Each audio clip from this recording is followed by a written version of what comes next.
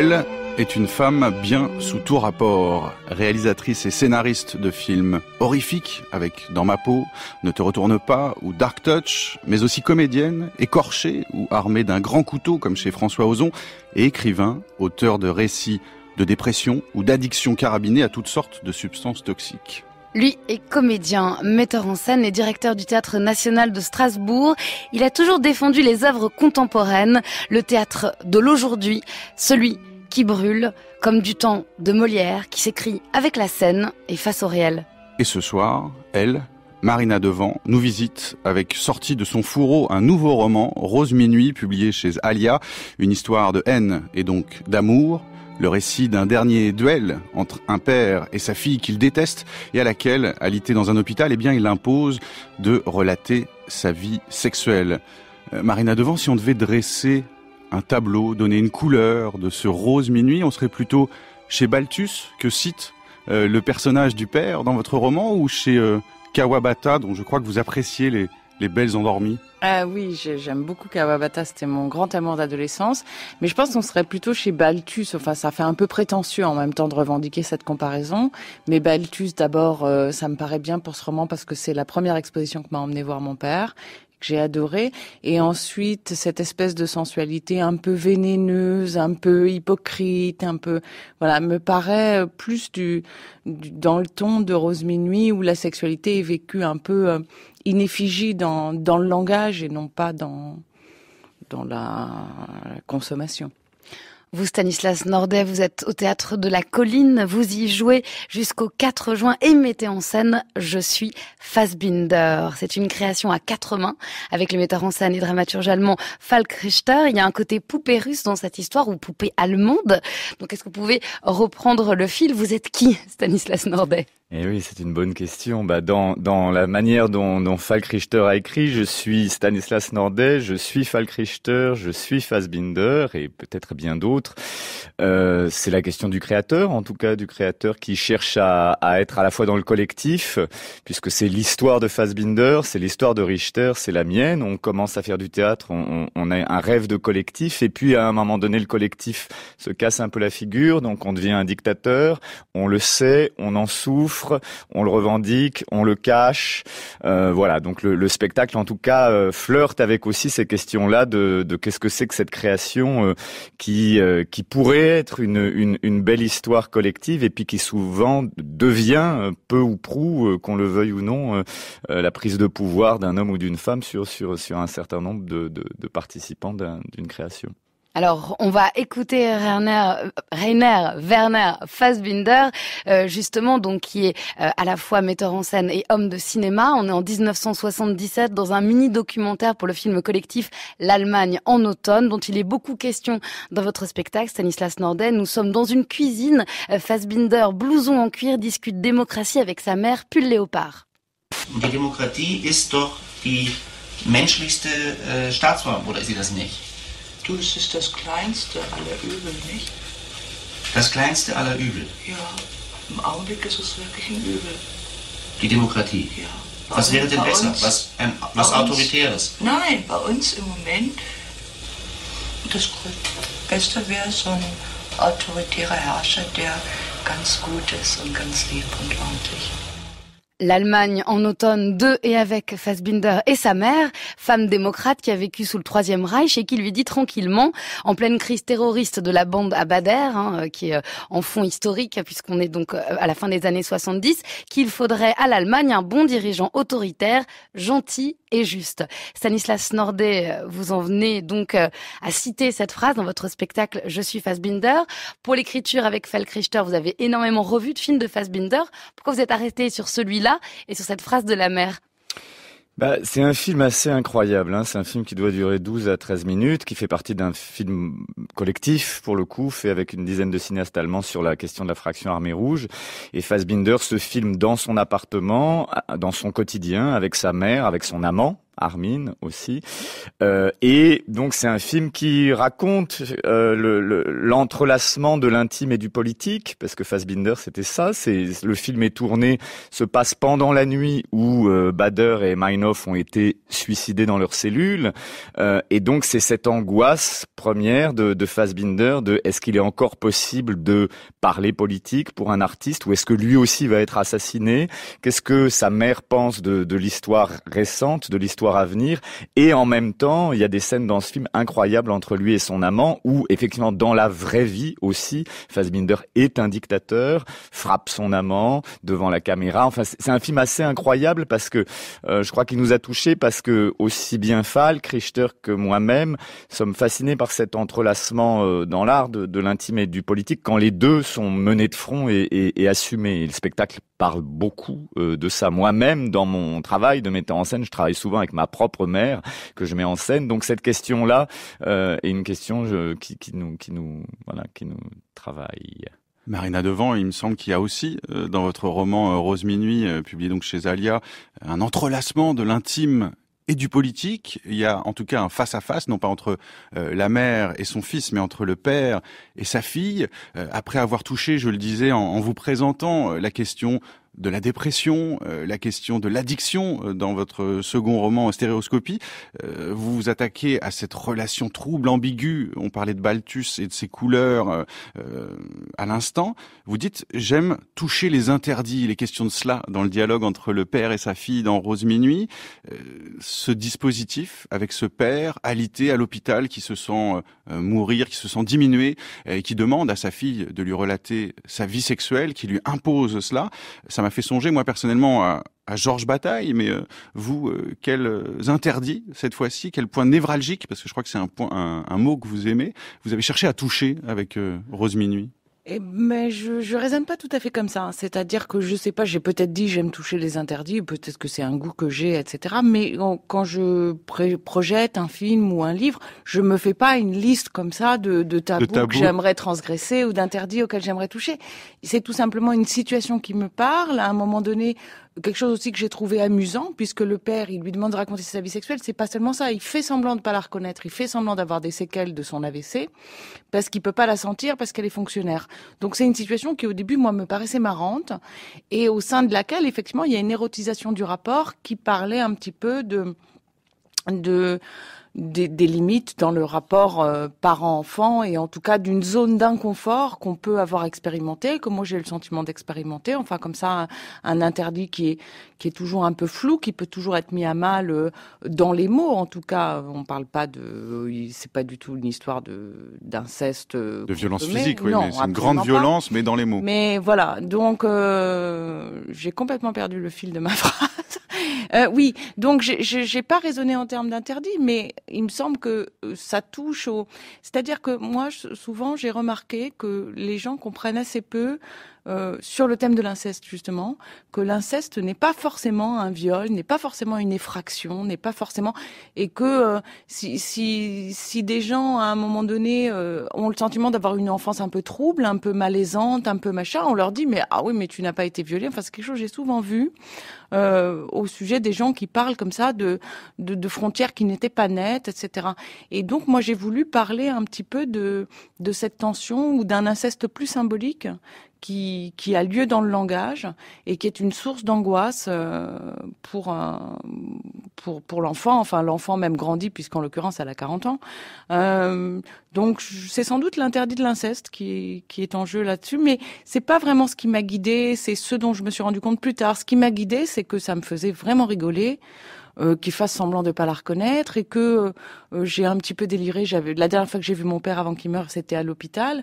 J'ai un petit peu imaginé la situation épouvantable qui aurait pu m'arriver si par hasard mon père avait eu la fantaisie de me faire passer par les fourches codines de son imagination. Donc j'ai mixé en fait la mort de mon père avec la mort d'un ami à moi qui m'a demandé de venir le voir en jupe alors qu'il était mourant dans une chambre stérile, et j'ai eu l'idée de sa situation qui m'a attirée pour sa cocasserie, quoi. Il y a des allers-retours dans la réalité et la création chez Marina Devant comme chez Fassbinder. C'est ce que vous aimez dans son travail, Stanislas Nordet. On peut dire que c'est un peu un père artistique. Alors je sais pas si vous avez eu des relations même post-mortem incestueuses par les mots avec lui, mais en tout cas Fassbinder, donc faut le rappeler, c'est une figure trash, transgressive, radicale du théâtre et du cinéma allemand. Il est très connu là-bas, pas tant que ça en France. Du coup, ce Fassbinder que vous avez écrit avec Falk Richter et que vous interprétez sur scène, vous avez eu envie de le prendre comment ? Avant tout, c'est pas un biopic, hein. C'est-à-dire, voilà. C'est pas la vie de Fassbinder. C'était plus quand on est parti de là. Alors, pour l'anecdote, Falk Richter, sa vocation, on va dire, il a eu envie de devenir artiste après avoir vu une rétrospective de tous les films de Fassbinder à 17 ans. C'est-à-dire que là, il s'est dit, il y a quelque chose de possible. On peut faire quelque chose. Ça a ouvert une porte chez lui.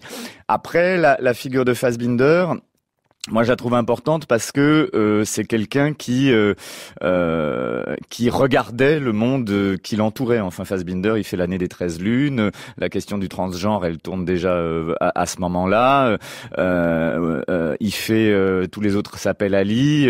C'est-à-dire qu'il y a tout d'un coup un moment où il regarde sa société, même sur la question du couple. C'est-à-dire, on le traduit dans le film, dans le spectacle. Où il y a des images aussi. Il y a aussi des images, mais la question du couple, c'est-à-dire Fassbinder met en scène énormément de couples d'hommes dans ses films pour raconter l'horreur du couple, y compris dans le couple d'hommes et pas simplement dans le couple hétérosexuel. Donc il y a toujours eu chez lui comme ça un regard pour moi extrêmement acéré qui ne s'interdisait rien. Et quand on a commencé le spectacle, à rêver le spectacle avec Falk Richter, on se demandait si ces figures-là pouvaient encore exister, comment elles pouvaient exister, et particulièrement après les attentats, après Charlie, après etc. Toutes ces questions-là, est-ce que on s'autorise à tout dire ou est-ce qu'on ne s'autorise pas à tout dire quand on est un artiste aujourd'hui ?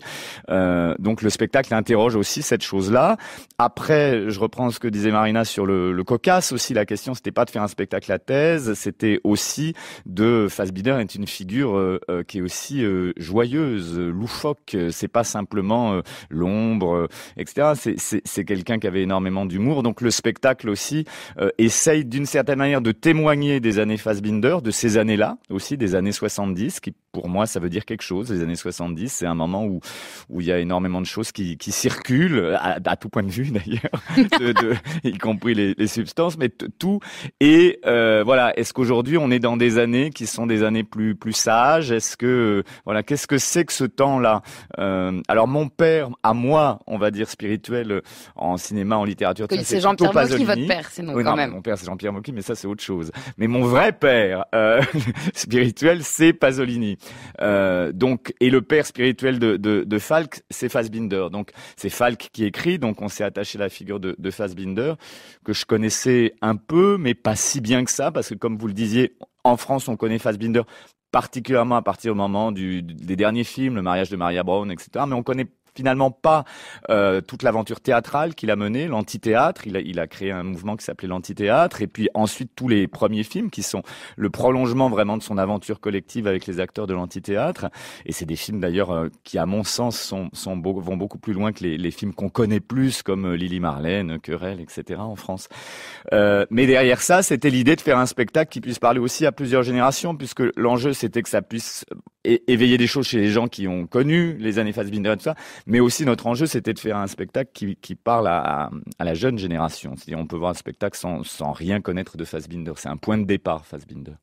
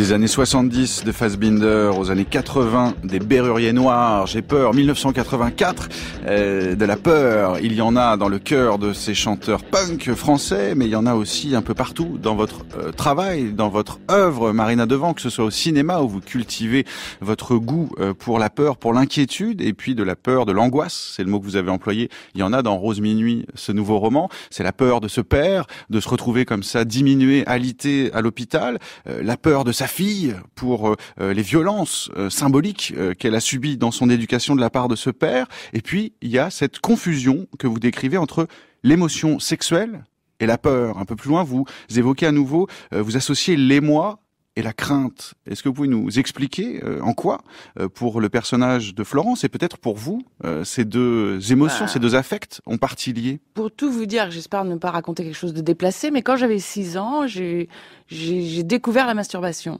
Et à ce moment-là, en fait, j'ai écrit une lettre que j'ai mis dans une enveloppe intitulée « Pour les médecins de France », où j'ai expliqué que j'avais découvert le centre de la peur. Et donc, j'ai fait un schéma du sexe féminin tel que je le percevais avec mon corps de petite fille pour expliquer. C'est-à-dire que je ne faisais vraiment aucune différence entre l'excitation que j'associais vraiment à la peur. Voilà, donc pour l'anecdote, moi j'ai toujours trouvé qu'il y avait vraiment quelque chose de très semblable. C'est peut-être, ça s'explique peut-être chimiquement par l'adrénaline ou je ne sais pas.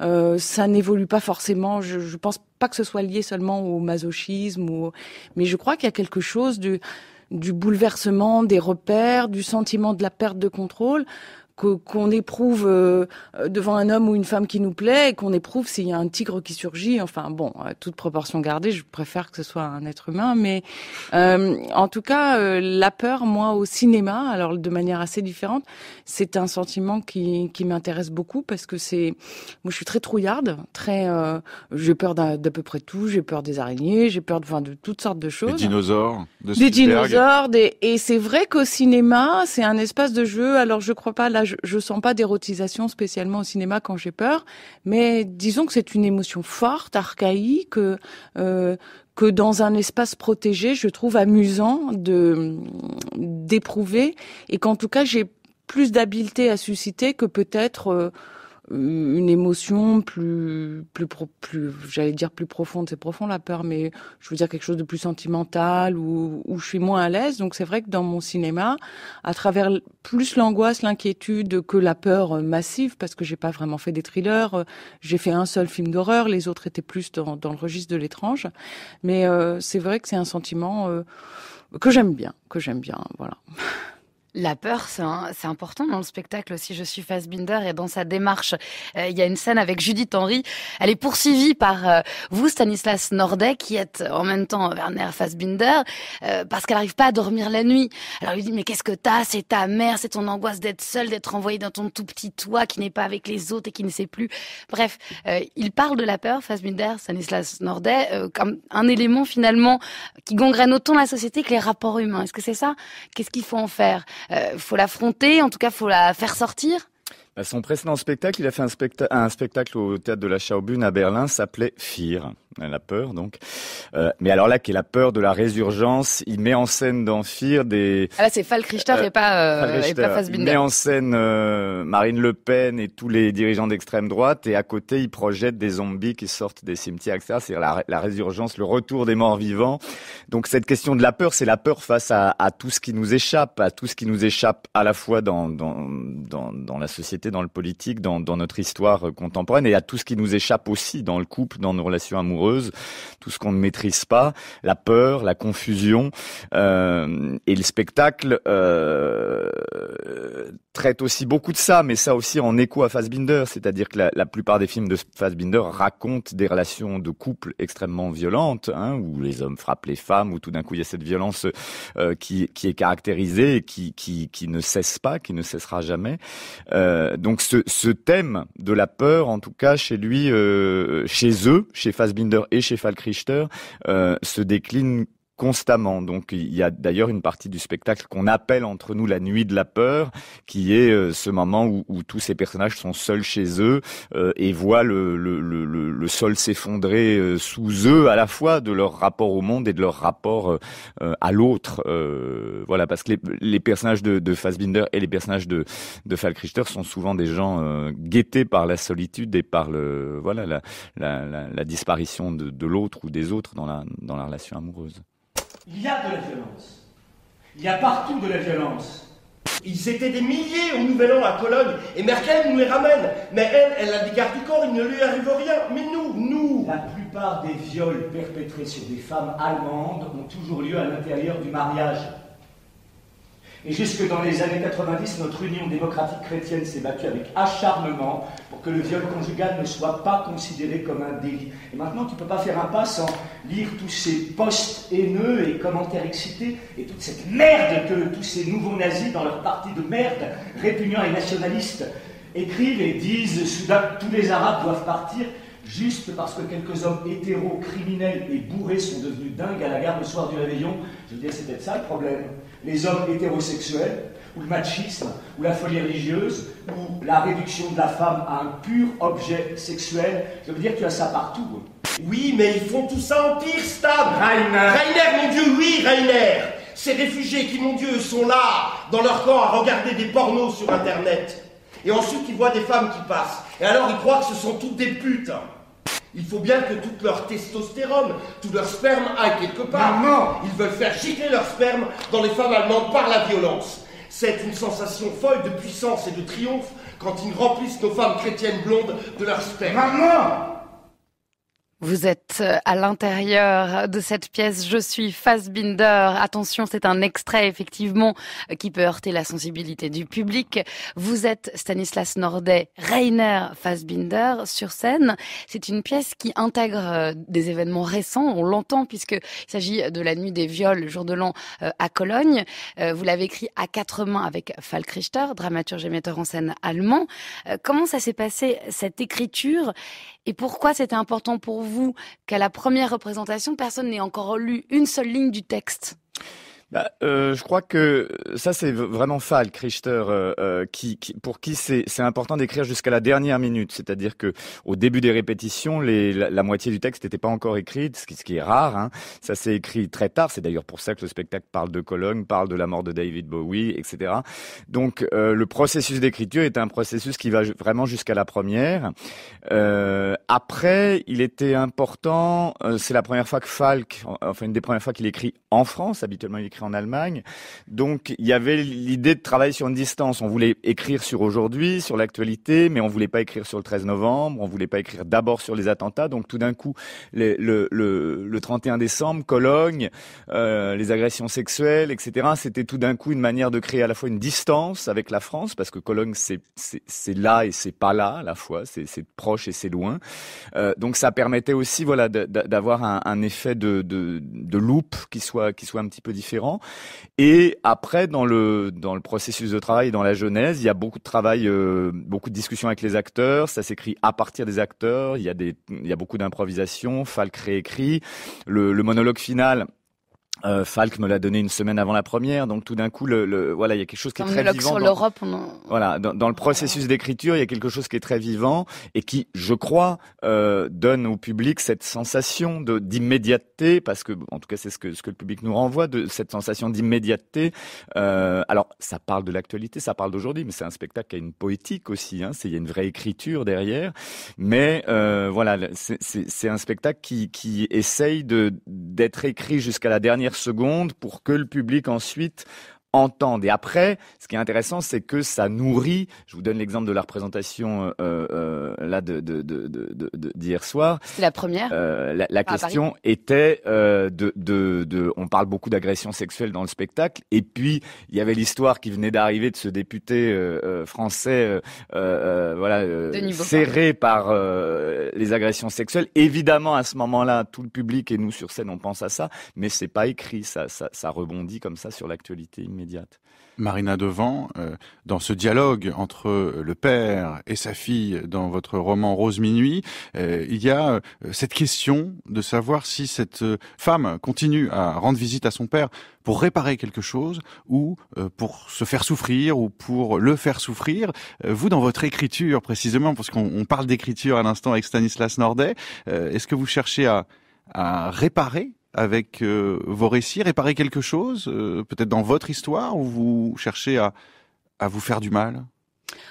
Écrire ou détruire? Du mal, certainement pas, parce que je suis plutôt guidée dans ma vie par le plaisir. Après, vous pouvez le trouver tordu. On peut se dégrader à plaisir aussi. Ah oui, non, alors non, enfin, réparer quelque chose, je sais pas non plus, c'est possible, mais moi, c'est un peu comme pour votre question de tout à l'heure, c'est-à-dire je réagis à une stimulation très immédiate qui est tiens, ça me fait marrer, tiens, ça va être intéressant, mais je n'analyse pas moi-même d'où ça émane, donc il se peut que je cherche à réparer quelque chose. C'est vrai que en l'écrivant, j'ai beaucoup pensé à mon père et pourtant le personnage n'est pas du tout mon père. J'ai un peu, imaginé des choses. Donc est-ce qu'à travers ça, j'ai transposé tout ça, je l'ignore. Donc il faudrait que j'en parle peut-être avec une psy ou quelque chose comme ça, mais Mais vous savez que vous touchez à des choses malaisantes, pour reprendre un peu. Non, alors ça, j'en ai pas vraiment conscience, en fait, pour tout vous dire, parce que parfois, j'écris quelque chose ou je fais un film et on me dit ah c'est violent, etc. J'en ai aucune conscience, donc peut-être que j'ai une sensibilité un peu féroce que je n'analyse pas, dont je ne connais pas l'origine et dont je n'ai pas conscience. Moi, je suis un petit peu ce que je trouve beau, ce qui m'amuse, ce qui me fait rire. C'est-à-dire que quand vous écrivez, vous en prenez quand même pour quelques mois. Il faut quand même que ce soit une partie de plaisir. 1, 2, 3.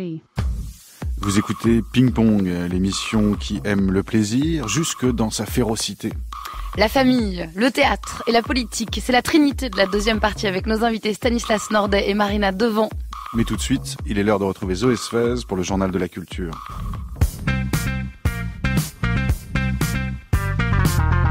Bonsoir Zoé. Bonsoir Zoé. Bonsoir Martin, bonsoir Mathilde. Zoé, vous consacrez ce soir votre dossier à la figure de François Morlet, l'artiste qui fut l'un des chefs de file du mouvement minimaliste. S'est éteint à 90 ans. Oui, on l'a appris aujourd'hui, François Morlet s'est éteint à 90 ans cette nuit dans son Anjou natal, dans la petite ville de Cholet. Petite ville que finalement il n'aura jamais quittée depuis sa naissance dans les années 20. Lui qui pourtant inventa, on peut le dire, l'art minimaliste aux côtés de monstres sacrés comme Ellsworth Kelly. Lui qui fut très vite célébré en Allemagne, aux Pays-Bas, en Pologne, mais qui a mis plusieurs années à être reconnu à sa juste valeur en France, son pays natal, où son œuvre a quand même fait l'objet de 2 grandes rétrospectives au Centre Georges Pompidou, notamment la dernière en 2011, et où le Louvre, privilège immense pour un artiste contemporain, lui a commandé une œuvre, L'Esprit d'escalier, en 2010. Rien ne prédestinait ce petit homme de province à une telle carrière, si ce n'est, dès l'enfance, cet amour pour le jeu, le décalé, l'Oulipo, Pierre Dac. Kamel Menour, son dernier galeriste, nous le décrit d'abord et avant tout comme un être facétieux. C'est quelqu'un de très facétieux, donc démarre tout jeune, début 50, tout de suite contre un petit peu la doxa de l'école de Paris, avec déjà son écriture extrêmement minimale et voire géométrique. Il est vraiment tout à fait singulier dans sa manière de faire, d'être, et même dans sa façon d'exister. Il n'est pas à Paris, il n'a jamais voulu écouter les sirènes de vivre dans la capitale. Il est resté une sorte de bourgeois de province qui vient d'une famille assez bourgeoise et avec beaucoup de liberté, de poésie, de facétie. Je revois en fait François me dire avec sa petite voix d'enfant, parce qu'il était extrêmement jeune dans sa voix et dans sa manière d'être, que la directrice du MoMA venait le visiter dans son bled à Cholet. Il avait non pas de la fierté, mais plutôt ça le faisait rire que une directrice de musée, le MoMA, l'un des plus grands musées au monde, sinon le plus grand, vienne le voir lui, l'artiste français, à Cholet. Même attachement et même stupeur, Zoé, pour François Morlet, chez la conservatrice en chef du McVal, Alexia Fabre. Oui, alors elle se dit très touchée par la perte d'un être qui va nous manquer. Le mot revient sans cesse, même si personne ne s'étonne de cette disparition à 90 ans. La disparition de François Morlet, lui qui revendiquait le fait de jouer toujours avec des règles les plus absurdément logiques possibles, qui réclamait aussi le droit à considérer l'indifférence, le manque de subjectivité comme les qualités premières d'un artiste. artistes, eh bien, ce François Morlet avait tout de même une grâce, une inventivité géniale qui touchait dans ses œuvres les plus célèbres. Quelques néons enchevêtrés seulement dans l'Avalanche, qui était une majestueuse installation en 96, 2 poutres en bois contre l'angle d'un mur, mais extrêmement bien mise, carrée à demi libérée. C'est une œuvre de 1990. En tout cas, pour la conservatrice en chef du Macval, Alexia Fabre, tout ce génie, eh bien, François Morlet le devait à sa personnalité éminemment singulière. Il a eu une longue, grande et belle vie d'artiste, parce qu'il a eu, je pense aussi, une grande et belle vie d'homme.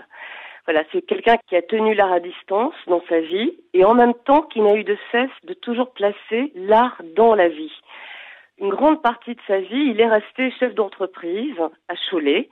Il a hérité de l'entreprise familiale. Néanmoins, il a été un des inventeurs de l'art géométrique, de l'art minimal, en même temps que les artistes américains.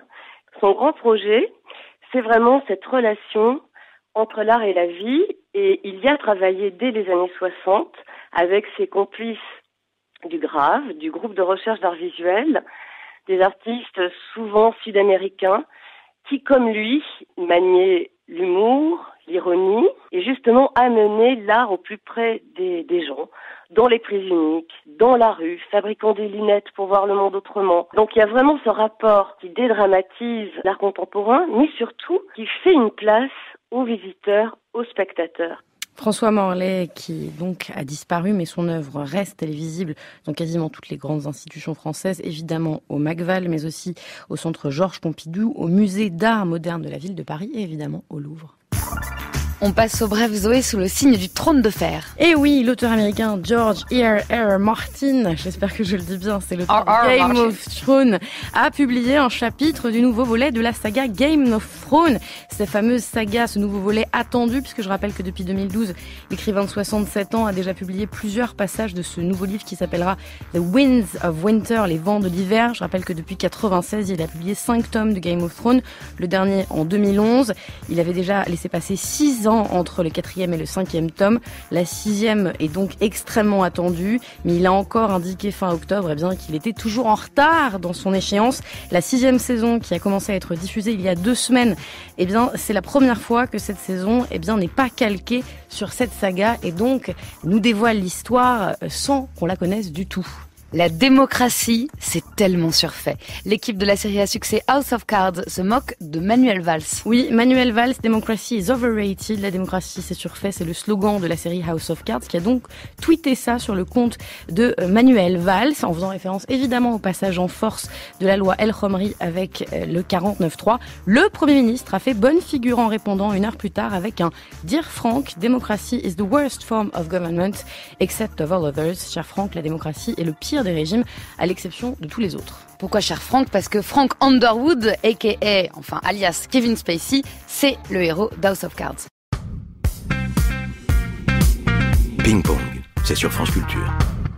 Je suis Fassbinder, c'est pas moi qui le dis, c'est une pièce de théâtre que vous pouvez voir en ce moment à Paris à la Colline jusqu'au 4 juin.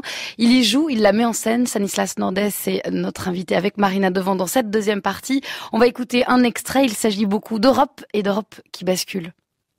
Je ne suis pas Charlie, je ne suis pas en terrasse. Je suis Charlie, je suis en terrasse. Et quand j'y suis et que soudain, 4 jeunes arabes à l'air un peu dangereux passent, j'ai peur et ça me dégoûte. Je ne veux pas de ça, je ne veux pas avoir peur.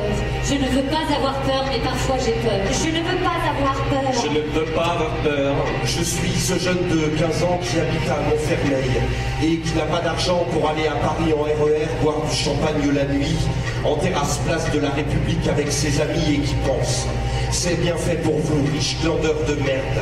Maintenant, vous voyez enfin ce que c'est que de vivre dans l'insécurité, d'avoir toujours peur. Parce qu'à tout moment, quelque chose d'atroce pourrait arriver. Ne faites pas les innocents. Vous n'êtes pas les victimes. Vous êtes les bourreaux. Vous êtes les bourreaux. Espèce d'intellectuels de merde. Je n'ai jamais été à l'opéra, ni à l'Odéon, ni au moindre vernissage. Je ne sais même pas ce que c'est. Je ne suis pas en terrasse. Je ne suis pas Charlie. Ma mère fait le ménage chez vous. Mon père est bourré et regarde votre télévision de merde que vous produisez exprès pour des gens comme nous, pour qu'on ferme nos gueules et qu'on n'aille pas dans les rues pour tout casser, pour que la merde des banlieues ne fomente pas de révolution. Mais maintenant, on est là et on ne partira pas.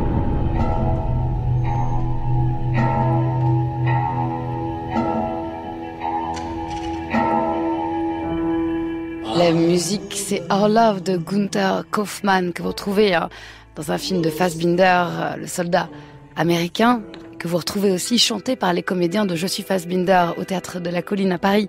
En ce moment, Stanislas Nordet, on peut parler de théâtre de l'aujourd'hui et pas de théâtre documentaire. Je crois que vous aimez bien cette distinction en tant que directeur du Théâtre National de Strasbourg. Qu'est-ce que vous ressentez justement par rapport à l'urgence d'imposer ces textes contemporains, des textes de sismographes, comme se décrit Fassbinder, et pourquoi il faut prendre ce risque ? D'abord, moi je pense qu'il faudrait interdire le patrimoine au théâtre, c'est-à-dire que Molière, Shakespeare, on n'en peut plus, Tchekhov non plus. C'est-à-dire qu'il y a un moment donné où il faut parler d'aujourd'hui avec les gens qui écrivent aujourd'hui. Et moi, je suis toujours très énervé par les gens qui disent je monte, je sais pas, Jules César de Shakespeare et ça parle de Wall Street aujourd'hui, etc. J'y crois pas du tout. C'est-à-dire on parle d'aujourd'hui avec les mots d'aujourd'hui. Donc ça, il y a une vraie volonté chez moi qui a toujours été là de faire du théâtre avec les mots d'aujourd'hui. Ça, c'est une première chose. Après, je dirais que il me semble que pour le public aussi, il y a ce regard-là. Par exemple, ça me frappe toujours. On emmène énormément de jeunes gens par l'école voir des spectacles au théâtre de plus en plus, et on les emmène toujours voir du patrimoine. Si on les emmène voir Andromaque de Racine, on les emmène, etc. Et on s'aperçoit que finalement tous ces jeunes gens reviennent assez peu au théâtre après, quand ils sont pas obligés d'y aller. Et peut-être que c'est aussi parce qu'on les emmène pas voir quelque chose qui est un peu brûlant, qui est vivant de cette manière-là. Donc ça, c'est important pour moi. Après, je dirais que on m'a beaucoup posé la question sur ce spectacle. Est-ce que c'est un spectacle politique, etc. Moi, je crois pas que le théâtre change le monde. J'ai jamais cru à ça. Pour changer le monde, on descend dans la rue, quoi. Il y a comme ça qu'on peut éventuellement changer le monde. Ce qu'on est incapable de changer, il faut au moins le décrire. Voilà. Et par contre, j'ai l'impression que le théâtre a une fonction d'éveil, de veilleur. C'est-à-dire qu'il peut nous maintenir en éveil. Je pense pas qu'en sortant d'une salle, on va faire quoi que ce soit politiquement, mais par contre, ça permet de réactiver des choses, de faire circuler de la parole, donc de faire circuler de la pensée. Et à partir de ce moment-là, il y a une manière de se sentir toujours un petit peu vivant. Donc c'est pour ça que en parlant du spectacle, je pense que c'est un spectacle qui parle d'aujourd'hui. C'est pas un spectacle didactique, c'est pas un spectacle qui dit voilà ce qu'on doit faire. Falk Richter et Fassbinder d'ailleurs aimait pas du tout Brecht pour ça. Richter qui coécrit avec vous et Fassbinder, donc qui est l'objet, voilà. Le culte. Parce que tous les deux pensaient que Brecht avait cette fâcheuse tendance à dire au public ce qu'il fallait penser. Ce spectacle-là, je pense pas qu'il est de cet ordre-là. En tout cas, il ne veut pas l'être. Par contre, il pose des questions. Et la plus belle récompense en général à la fin du spectacle, c'est que les gens ont plutôt beaucoup envie de parler entre eux, et ça c'est une jolie petite victoire pour nous. En tout cas, voilà. Et les gens sont pas d'accord aussi. Tout à l'heure on parlait de malaise, je crois. Moi je pense que toute forme d'art doit déranger quelque chose, déplacer quelque chose, et que sinon il me semble que ça peut être un peu vain. Je crois que l'émotion forte, elle vient du moment où on sort de la case, on sort de ce qui est attendu et où on est dans le trouble. La question du trouble, je trouve, c'est une belle question. Il y a du trouble, à n'en pas douter, aussi dans votre roman Rose Minuit, Marina Devant, dans cette relation trouble donc entre un père mourant et sa fille de 40 ans à qui il impose un certain nombre de sévices moraux et intellectuels sous prétexte de renouer le dialogue, mais je vous entendais, je vous observais regarder et écouter attentivement Stanislas Nordet. Vous vous rendez compte de ce qu'il raconte quand même sur le patrimoine, sur les vieux, Molière, Shakespeare, qui veut envoyer au rencard, au placard. Est-ce que vous pourriez nous raconter la théorie que développe votre personnage de vieil homme, Monsieur Presson, à propos des jeunes? Il a toute une théorie politique sur la mort, oui, qui serait un complot politique des jeunes contre les vieux. Oui, ce qu'il dit, c'est que Alors, je me rappelle plus exactement ce qu'il dit, mais qui me semble qu'à l'ère de la fission nucléaire ou atomique, des voyages sur la Lune, sur Mars bientôt, etc., il ne croit pas du tout à la mort. Il croit que toute mort est un assassinat. Il a cette formule, toute mort est un assassinat, et que on pousse vers le caveau ce qu'on juge comme des déchets, c'est-à-dire ces vieux qui servent plus à rien, simplement pour que les autres puissent aussi que les jeunes puissent occuper la scène. Voilà. Et que en tout cas, il ne croit pas du tout que ce détail, ce qui lui paraît un détail, cette mort, un détail biologique, il croit pas que ce soit toujours d'actualité. Bon, enfin, de là à en faire une théorie politique, c'est peut-être un peu. Ouais. Mais au-delà de ça, il y a quand même, me semble-t-il, peut-être. C'est-à-dire que c'est un personnage qui vit extrêmement mal. C'est-à-dire pendant tout le roman, je voulais aussi parler de cette difficulté qu'on a aujourd'hui à accepter des choses très naturelles comme le vieillissement, comme éventuellement aussi la laideur, comme voilà. Et donc c'est un homme qui est entièrement traversé par les dictates de jeunesse, de séduction. Donc il les applique aux femmes avec une misogynie assez ostentatoire. En trouvant qu'une femme passée 40 ans, c'est indécent. C'est effectivement une idéologie courante, le jeunisme, etc. Et c'est aussi de ça que je voulais parler, parce que ça me paraît une source de souffrance qui est massive aujourd'hui, chez les hommes, chez les femmes, cette façon de ne jamais être satisfait de sa condition, parce qu'on vous propose toujours des modèles absolument inatteignables qui ne coïncident pas avec ce que vous êtes, et qui coïncident de moins en moins avec ce que vous devenez. Donc cet homme, il est dès le départ en colère, et c'est aussi une des sources de son agressivité à l'égard de sa fille. Il est en colère contre la maladie, cet AVC qui lui paraît une aberration, contre la mort qui le guette et dont il pense qu'elle est désirée par les autres parce qu'il n'arrive pas à accepter le fait que c'est juste une issue naturelle, et contre les jeunes dont il est jaloux. Quand il y a un médecin qui rentre, qui est un quarantenaire fringant, il trouve que c'est odieux, il trouve qu'il devrait... Moi, j'ai entendu un copain à moi, de passé 70 ans, qui un jour, dans une soirée, m'a désigné un mec de 40 ans qui était en train de draguer des filles avec beaucoup de succès et qui m'a dit « Tu vois, c'est dégueulasse, c'est moi qui devrais être lui ».